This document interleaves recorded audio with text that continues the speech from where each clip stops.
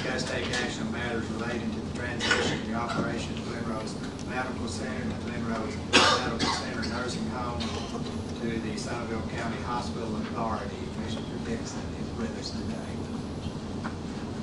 I believe, have you already passed out? Yeah, I passed out the updated lease assignment transition agreement on the hospital and the restated admitted hospital lease. The nursing home would be exactly the same. I didn't want to inundate you with too much. As you'll recall, just by way of history, well, the first time I remember having any dealings with this was back when we had Harris Methodist was operating the hospital. There was a county subsidization of that operation, but it was pretty much whatever they said, and there wasn't any control, and kind of fell at their mercy to some extent. That's when you switch to a hospital. Gave you more control, more involvement in the whole process. Obviously, did still involve some county subsidization, but there was a basis for it, and you knew what the basis was to involve and determine what the amount of that subsidy was, and the background, the backing for it. You weren't just left to guess. Thereafter, the opportunity to possibly expand the hospital and its reach, coverage, and paying forward in the form of maybe switching over to a foundation that would not involve county subsidies. And that worked very well for 4 or 5 years. The hospital operated on its own, cash flowed itself. The problem that has recently been ran into, though, has been seen coming, and thankfully the foundation came to the county before it turned into a negative situation instead of just, hey, we see the problem up ahead. It was kind of a perfect storm. The economy, uncollectibles got doubled. Poor economy in general, uncollectibles and slow pays, that sort of stuff. Lost a physician who was one of the primary revenue generators for the hospital. And just a general healthcare crisis. All costs are rising everywhere.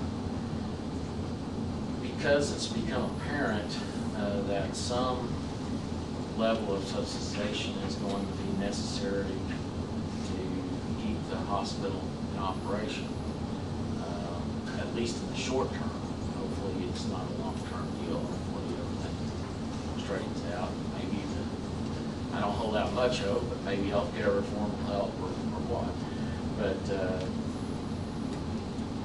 at least in the short term, in order to keep the hospital providing the citizens of Somervell County the same access to health care as in the past, there will need to be subsidization by the county.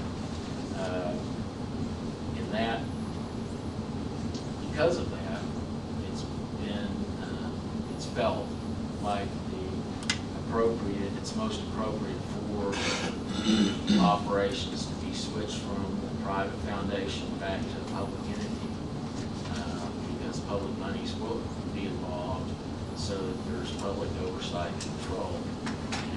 And in reality, there will be 2 levels of public oversight and control. One, with the hospital authority you've created itself and its board, and then the secondary level of oversight in the county itself, because